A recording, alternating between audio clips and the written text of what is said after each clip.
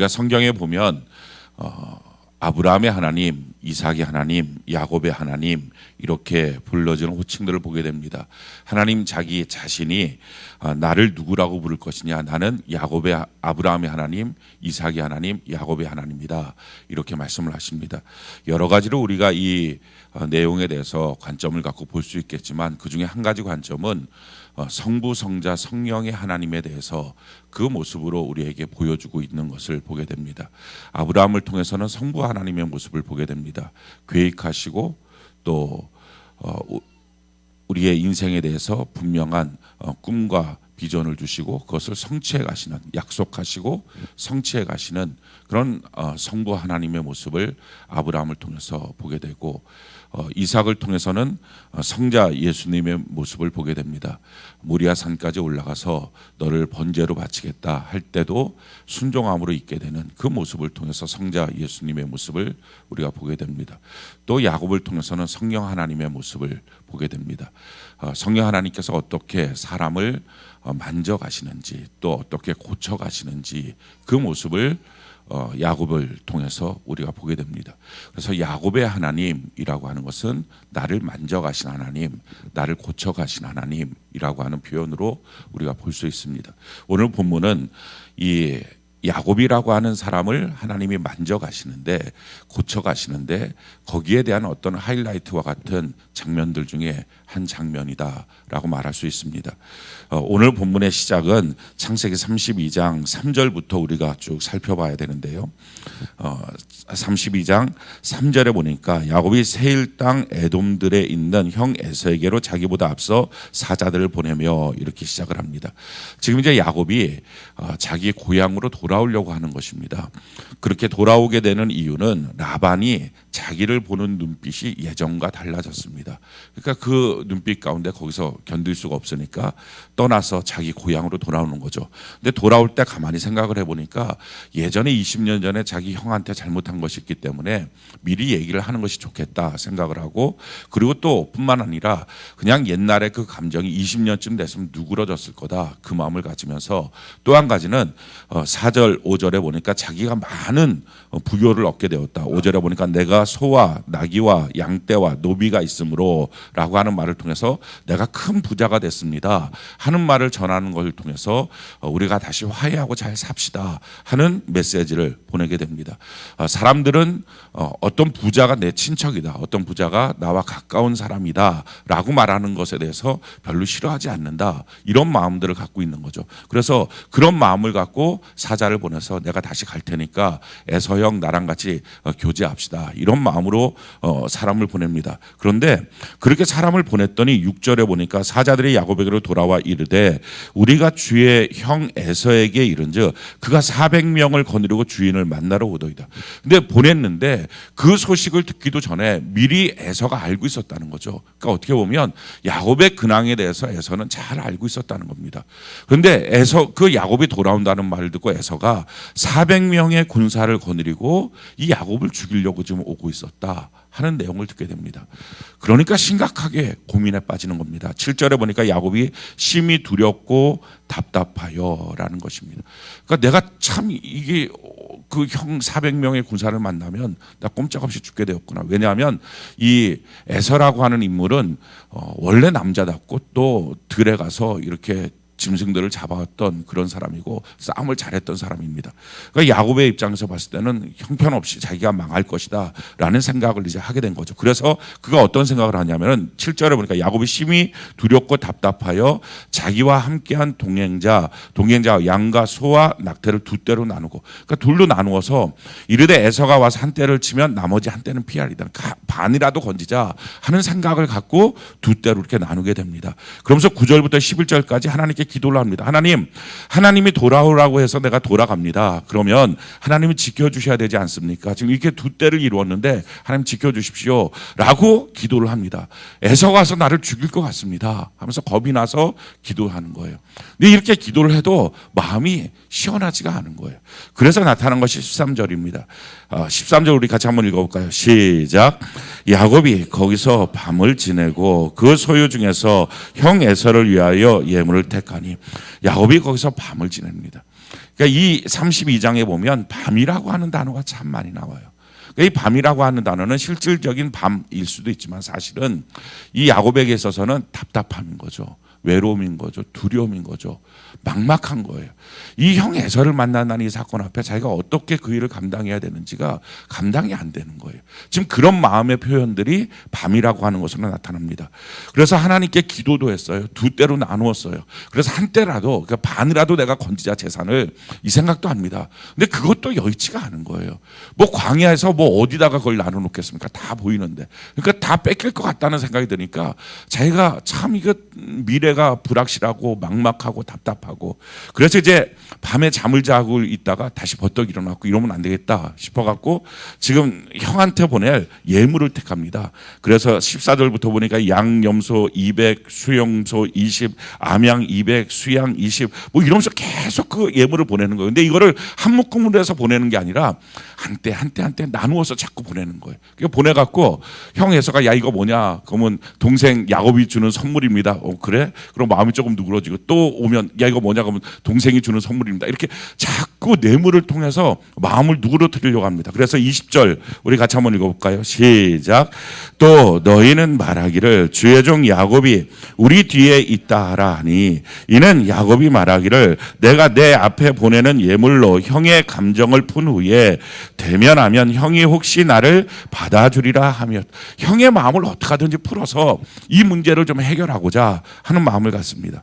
그래도 마음이 시원하지가 않은 거예요. 그래서 21절에 보니까요. 그 예물은 그의 앞서 보내고 그는 그 무리 가운데 밤을 지내다. 또 다른 밤을 또 지냅니다. 근데 그러면서 22절 23절에 보니까요. 자기 아내 여종들 또 11 아들들을 다 보냅니다. 또 자기의 나머지 소유들도 다 보냅니다. 그리고 24절 오늘 본문 말씀이죠. 야곱이 홀로 남았더니 이렇게 되는 거예요. 지금 자기 위기가 닥쳐왔어요. 자기가 해결할 수 없는 어떤 문제 앞에 지금 자기가 봉착해 있습니다. 너무 답답해요. 막막해요. 어떻게 가야 될지 모르는 거예요. 그래서 자기가 알고 있는 방법을 다 썼어요. 둘로 나누어서 한쪽은 안전하게 만들고 또 하나님께 막 열심히 기도도 했어요.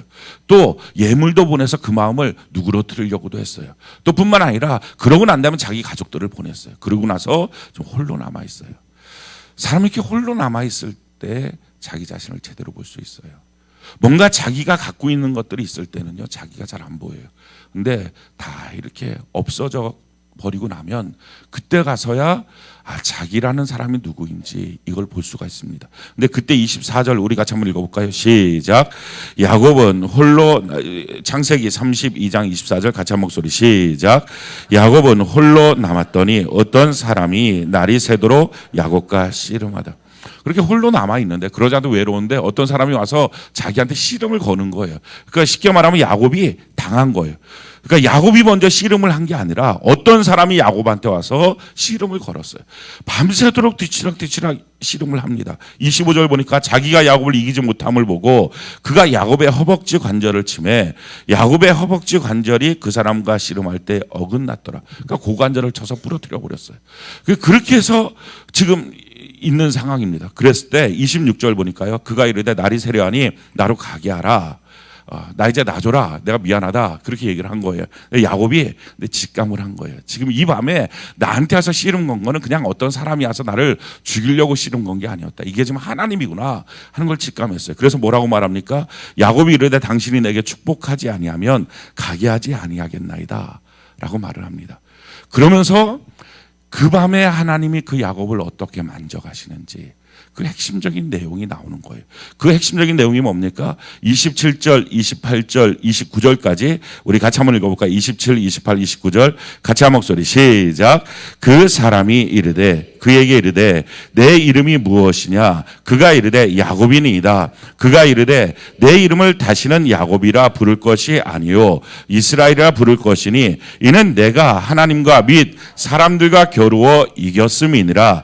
야곱이 청하여 이르되 당신의 이름을 알려주소서. 그 사람이 이르되 어찌하여 내 이름을 묻느냐 하고 거기서 야곱에게 축복한지라. 지금 하나님께서 어떻게 사람을 만져가시느냐, 성령 하나님은 어떻게 사람들을 빚어가셔서 하나님이 쓸 수 있는 사람을 만드시느냐, 그 핵심적인 내용이 지금 나와 있는 것입니다. 27절에 보니까요, 물어보는 거예요. 너 이름이 뭐냐? 제가 야곱입니다. 이 야곱이라고 하는 말은 발뒤꿈치를 잡는 자라는 것입니다. 이 발뒤꿈치를 잡는다라고 하는 말은요, 이 마음속에 어떻게 하든지 이기려고 하는 마음이 있는 사람이라는 거예요.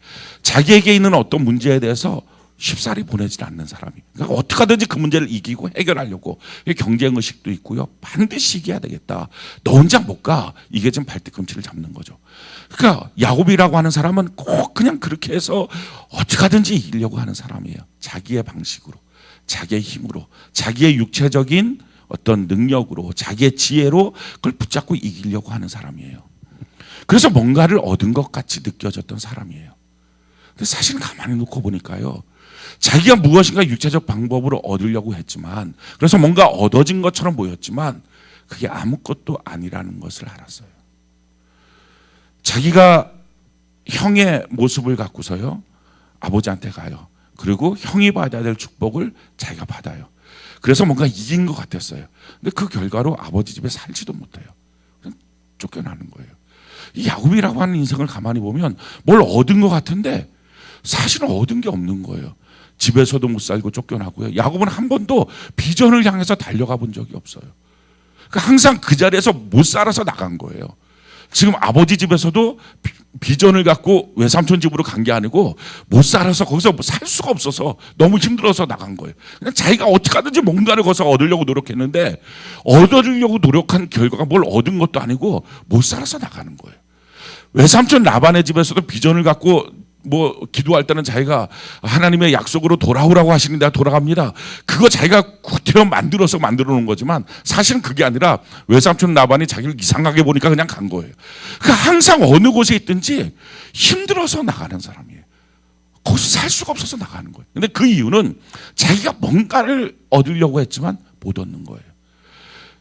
자기가 하려고 했던 대로 다 또 그대로 돌려받는 사람이에요. 그 아버지한테 형 옷 입고 속여갖고 들어와서 축복받잖아요. 똑같이 당해요. 결혼한다고 했을 때 라헬이라고 나랑 짝이라고 하고서 자고 일어났는데 아침에 보니까 레아인 거예요. 이 사기 결혼해도 왜 야곱이 별로 말도 없느냐. 웬만하면 이 사람 같으면 칼부림할 수 있는 사람인데 말도 못하는 이유는 자기 죄가 떠오른 거예요. 자기가 아버지한테 했던 짓이 떠오른 거예요. 10번씩이나 라반이 자기를 속여요. 값의 흥정을 바꿔버려요. 계산을 바꿔버려요. 그러니까 그렇게 뭔가 얻은 것처럼 느껴졌는데 계속 보면 아무것도 아닌 인생인 거예요. 그리고 마침내 자기가 2때나 얻었습니다 라고 하나님께 기도를 했지만 그것도 형 에서를 만나는 순간에 다 없어져 버리고 말 거라는 거예요. 그러니까 야곱이라고 하는 사람은요, 자기의 노력으로 뭔가를 얻으려고 했던 사람이에요. 근데 사실은 아무것도 돌이켜보니까 얻은 게 없는 거예요. 자기는 여전히 힘만 들고 빈손인 인생을 갖고 있었던 겁니다. 지금 우리의 모습이 어쩌면 이런 모습일 수 있어요. 우리가 비전을 향해서 달려가기보다는 못 견뎌서 떠나는 경우들이 더 많아요. 우리가 무엇인가를 얻으려고 뛰어가서 무엇인가를 얻었다고 생각하지만 조금만 시간이 지나도 사실은 그게 내 것이 아니라는 것이 느껴져요. 와서 누군가 조금만 흔들어 버리면 정말 그건 아무것도 아닌 거예요. 내 소유라고 생각을 했는데 내 것이 아닌 거예요. 이것이 지금 야곱의 모습입니다. 근데 이런 야곱의 모습을 성령 하나님이 만지시는 거예요. 오늘 이 시간에 성령 하나님 우리를 만져주시길 원해요. 이게 만져주셔서 바꾸시는 거예요. 무엇으로 바꾸십니까? 우리가 28절 같이 한번 읽어볼까요? 28절 같이 한 목소리 시작. 그가 이르되 내 이름을 다시는 야곱이라 부를 것이 아니요 이스라엘이라 부를 것이니 이는 내가 하나님과 및 사람들과 겨루어 이겼음이니라. 이스라엘이라는 이름으로 바꿔주시는 거예요. 이게 성령의 역사예요. 야곱 같은 나를 이스라엘로 바꿔주시는 거죠. 근데 이스라엘이라는 이름의 뜻이 뭐냐? 하나님과 겨뤄서 이겼다는 거예요. 그러니까 하나님을 이긴 사람, 하나님이 진 사람. 이게 바로 이스라엘이에요. 아니 어느 누가 하나님과 겨루어서 이길 사람이 있겠어요? 이게 쉽게 말하면 하나님이 져준 사람이라는 거예요. 그러면 이렇게 하나님이 져주는 사람, 하나님이 져주게 되니까 그 다음부터 어떻게 합니까? 사람들과 겨루어 이겼습니다. 그때부터 진짜 자기 소유가 되는 거예요. 진짜 이기는 것이 되는 거예요. 그러니까 열심히 야곱 같은 인생으로 달려가서 얻어진 것은 한 번만 흔들리면 내게 아닌 거예요. 그걸 알아요. 그래서 항상 불안해요.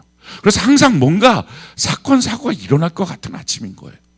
혹시 여러분들 오늘 아침은 어떻습니까? 뭔가 꼭 일이 터질 것 같은 아침인 거예요. 그래서 차라리 일이 터지면 속이 시원해요. 올 것이 오구야 말았구나. 이런 느낌이 들어갖고, 기도하면 되지. 뭐 이런 마음이 드니까 차라리 속이 시원해요. 근데 아침마다 뭔가 찝찝한 거예요. 뭔가 일이 터질 것 같은 거고, 뭔가 불안하고, 자기의 삶에 내년이 있을까? 이런 생각이 들고, 다음 달이 있을까? 이런 생각이 들고. 이게 지금 야곱이거든요. 근데 이스라엘이 되면 하나님이 나랑 겨루어서 하나님이 지고 나면요, 세상을 내가 다 얻는 진짜 승리자가 되는 거예요. 할렐루야. 그게 이스라엘이에요. 그러면 하나님은 도대체 누구한테 지느냐 하는 거예요. 이것이 성령이 우리가 만들어 가시는 과정이에요. 그러니까 하나님이 지는 사람으로 만드는 거예요. 이게 성령의 역사예요. 누구한테 하나님은 지느냐, 하나님이 어떤 분인지를 정확하게 알면 돼요. 마리아가 하나님을 향해서 찬양을 합니다. 예수님을 잉태하고 난 다음에 뭐라고 찬양을 하느냐, 이렇게 하나님을 향해서 찬양을 해요. 누가복음 1장 51절로 53절 우리 같이 한번 한 목소리 한번 읽어볼까요? 시작. 그의 팔로 힘을 보이사 마음에 생각이 교만한 자들을 흩으셨고 권세 있는 자를 그 위에서 내리치셨으며 비천한 자를 높이셨고 줄이는 자를 좋은 것으로 배불리셨으며 부자는 빈손으로 보내셨도다. 하나님은 어떤 분인지 아십니까? 마음의 생각이 교만한 자를 그의 팔로 흩어버리세요.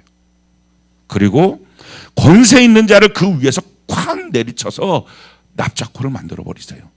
그리고 비천한 자를 높여주세요. 줄이는 자에게 좋은 것으로 주시고요, 부자라고 하는 사람은 빈손으로 보내시는 분이에요. 이분이 하나님이에요.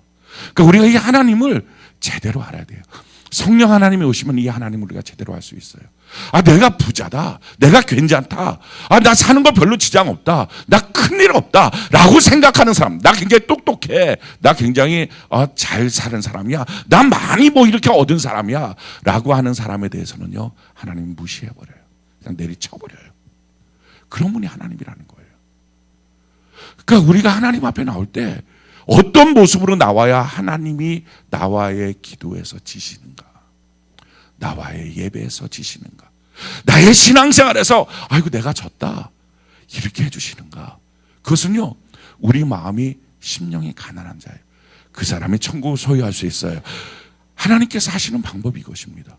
내가 부자입니다, 라우디게아교처럼. 그때 하나님 더 가련하다, 더 불쌍하다. 그러니까 주님이 거기 비유가상에서 있을 수가 없는 거예요. 내가 내 입에서 너를 토하여 내주겠다. 너 비유상한다. 그러니까 내가 뭐 가졌습니다, 나 지금 똑똑합니다, 나 지금 잘 나갑니다, 나 지금 돈이 있습니다, 나 지금 문제 없습니다, 나 지금 굉장히 많이 성숙했습니다. 그럼 하나님 말씀, 너 비유상한다. 부자라고 하는 사람은요, 빈손으로 보내시는 분이에요. 그래서 하나님이 하나님을 만나는 사람, 하나님이 쓸 수 있는 사람을 만들어가는 과정을 우리가 잘 알 수 있는 곳이 호세아입니다. 호세아서를 보면 하나님이 어떻게 하나님이 쓰시는 사람을 만들어가느냐, 호세아 2장 6절 같이 한번 볼까요? 호세아 2장 6절 같이 한 목소리 시작. 그러므로 내가 가시로 그 길을 막으며 담을 쌓아 그로 그 길을 찾지 못하게 하리. 지금 우리의 인생을 걸어가고 있어요. 근데 하나님이 하시는 방법이 뭐예요? 가시로 그 길을 막았어요. 못 가게 해요. 그래도 가려고 그러면 담을 쌓아서 그 길을 찾지 못하게 해요. 그분이 하나님이세요. 왜 내 인생이 이렇게 가시가 있을까? 왜 내 인생이 이렇게 막막할까? 막혀버렸을까? 지금 그 하나님이 하시는 거예요. 왜? 잘난 척하니까. 왜? 하나님 없어도 살 수 있는 것처럼 자기 방법들을 사용하고 있으니까. 그럼 평생 가도 내 것은 없으니까. 그게 안전하지가 않은 거거든요. 그 가시로 담으로 막으시는 거예요. 그러면서 하나님 또 이렇게 하시죠. 호세아 2장 14절부터 보니까 그러므로 보라 내가 그를 타일러 거친 들로 데리고 가서. 하나님이 그를 거친 들, 이게 뭐예요? 광야예요. 사람 살 수 없는 곳으로 데리고 가는 거예요. 외로워서 살 수가 없고 물이 없어서 살 수가 없고 견딜 수 없는 곳으로 하나님 데리고 가십니다. 그럴 때 아마 여러분들이 내가 도대체 무슨 일이 있길래, 무슨 죄가 있길래 하나님 도대체 살아계십니까? 살아계시면 내게 왜 이런 일이 생깁니까? 근데 사실은요, 그게 성령 하나님이 야곱을 만들어가는 과정, 우리를 만들어가는 과정이에요. 우리를 끌고서 좀 글로 가시는 거예요. 그래서 거친들 광야에서 아무도 없는 곳에서 우리를 놔두시는 거예요. 그래서 그 다음에 뭐 하십니까? 거기 가서 말로 위로하시는 거예요. 하나님의 말씀의 위로, 하나님이 나를 찾아서 위로하시는 말씀을 언제 들을 수 있느냐? 거친 들로 가는 거예요. 편안한 곳, 행복한 곳, 거기서는 주의 음성을 들을 수가 없어요. 그것은 빚어지지가 않는 거예요. 그러면서 이렇게 말씀하십니다. 15절에 보니까요, 거기서 비로소 그의 포도원을 그에게 주고 아골 골짜기로 소망의 문을 삼아 주리니 그가 거기서 응대하기를 어렸을 때와 애굽 땅에서 올라오던 날과 같이 하리라. 그 광야에서, 그 거친 들에서 거기서 그의 포도원을 주겠다. 그게 너 진짜야 라고 주시겠다는 거예요. 그게 너 진짜 소유야 라고 주신다는 거예요. 그리고 그 아골 골짜기, 그 절망에서 소망의 문이 되도록 만들어주겠다 하는 것입니다.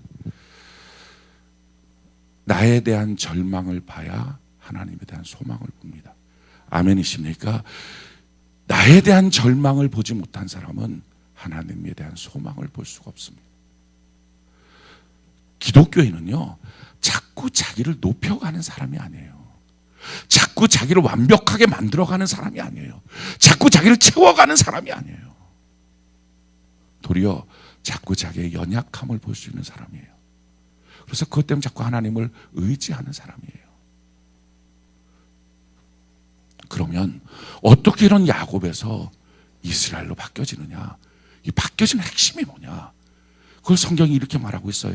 25절, 26절 우리 같이 한번 읽어볼까요? 25절, 26절 같이 한 목소리 시작. 자기가 야곱을 이기지 못함을 보고 그가 야곱의 허벅지 관절을 치매 야곱의 허벅지 관절이 그 사람과 씨름할 때에 어긋났더라.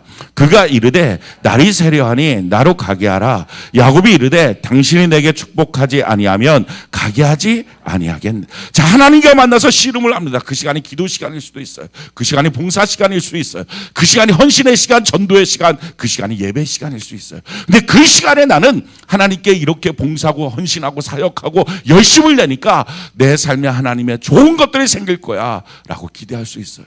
근데 그게 아니고요, 허벅지가 부러져 버린 거예요.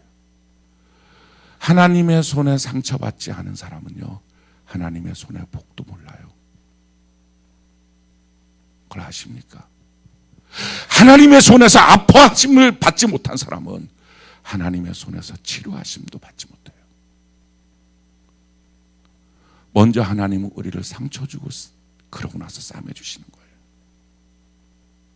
하나님과의 그 씨름 시간에, 하나님과의 그 시간에 먼저 내 것이 원하지 않았는데 부러져 버렸어요. 너무 아픈 거예요. 어느 때는 마음이, 어떤 내 물질이, 어떤 내 관계가, 삶이 너무 아픈 거예요. 내 몸이 너무 아픈 거예요. 근데 그 아픈 가운데서 웬만한 사람들은 놔버릴 거예요. 근데 지금 이 야곱은요, 놀 수가 없는 거예요. 왜냐하면 자기가 이 밤을 지나고 난다면은 형 에서를 만날 자신이 없어요. 자기의 방법 가지고는 자기가 하고 있는 그 어떤 것들을 통해서도 도저히 그 밤을 지낼 수 없다는 것이 자기의 답이에요. 그래서 그는 하나님 앞에 절실해요. 간절해요. 그러니까 어떻게 합니까? 26절에 보니까요, 그 아픈 다리를 갖고서도 이제는 하나님이 야 이제 그만 나라, 됐다, 나 가겠다. 근데 야곱이 안 나요. 축복하지 않으면 갈 수 없습니다. 전에는 어떤 기도를 했을까요? 기도하다가 자기가 일어나서 가는 사람이에요. 하나님 됐어요. 여기까지, 오늘 여기까지, 내일 2편 그렇게 하고 기도하고 그냥 가는 사람이에요. 근데 지금 이 밤에는 그 밤이 아닌 거예요. 정말 아프고 정말 힘들고 정말 가슴이 찢어졌는데 하나님 이제 됐어, 이제 집에 가, 이제 기도 그만하자야. 아, 힘들다, 야 내가 지친다. 그런데도 불구하고 그냥 끌어안고 하나님 놓을 수가 없어요. 이런 사람이에요. 우리가 흔히들 바닥을 쳤다라고 하는 말을 합니다. 근데 사실은 어떻게 보면 바닥 안 친 것 같은 사람들이 있어요. 쳤다고 말은 하는데. 왜냐하면 한두 번 기도하다 응답 없으면 털고 가요. 교회 생활하다가 자기 마음 상처받으면 털고 가요. 사역하다가 자기가 힘들면 털고 가요. 아직 바닥 안 친 사람이에요. 정말 바닥 친 사람은요, 그렇게 못 털고 가요. 사방을 둘러봐도 살 수 있는 길이 없다는 걸 아는 사람은 그때부터 아프고 찢어지고 깨져도 난 주님 놓을 수 없어요 하고 주님이 됐다고 하는데도 그냥 주님을 끌어안는 거예요. 이 사람은 하나님 만나는 거예요. 이게 하나님이, 성령 하나님이 만들어 가시는 방법이에요. 성경이 우리 이렇게 말해요. 예레미야 29장 12절로 13절, 우리 같이 한번 한 목소리 읽어볼까요? 시작. 너희가 내게 부르짖으며 내게 와서 기도하면 내가 너희들의 기도를 들을 것이요 너희가 온 마음으로 나를 구하면 나를 찾을 것이요 온 마음으로 나를 구하면. 여러분들의 인생이 정말 바닥을 쳤습니까? 그럼 나타나요. 표시가 나요. 무엇으로? 절실함으로, 간절함으로. 그게 진짜 바닥친 거예요. 뭐라고 말을 거기다가 꾸며 붙이질 못해요. 라반 때문에 못 살아서 떠났는데, 근데 하나님이 나보고 가라 하셨잖아요. 그렇게 말했던 야곱이에요. 근데 그렇게 말을 이제 못해요. 하나님, 죽을 것 같아요. 내가 도저히 못 살 것 같아요. 이 밤을 못 보내겠어요. 절망이에요. 그래서 이제는 그만하고 일어날 때도 됐는데 주님 앞에 일어날 수가 없는 거예요. 축복하지 않으면 내가 일어날 수 없어요. 라고 하나님 앞에 엎드리는 거죠. 그때부터 하나님이 내가 졌다. 그러면 그때부터요, 세상 사람을 다 이길 수 있는 능력자가 되어 하나님의 왕자가 되는 거예요. 이게 하나님의 방법이에요. 이게 성령 하나님이 우리를 빚어 가시는 방법이에요. 과연 하나님의 손에 상처를 받으셨습니까? 그래서 하나님의 손에 상처받기까지는 진짜 신앙이 아니에요. 예배하다 상처받고, 봉사하다 상처받고, 기도하다 상처받고, 전도하다 상처받고, 너무 아픈 지경까지 들어가서, 그래서 어떤 사람 거기서 손 털고 가죠. 그런데 거기서 하나님 앞에 이렇게 아프지만 난 주님을 버릴 수 없어요. 떠날 수 없어요. 주님이 계셔야 됩니다. 날 축복하지 않으면 내가 보낼 수 없어요. 라고 하나님 앞에 절실한 사람. 그때부터 그 사람이 이스라엘이 돼요. 그 사람이 하나님을 의지하는 사람이 됩니다. 우리 성경 한 구절만 우리 같이 찾아봅시다. 시편 146편. 시편 146편 5절.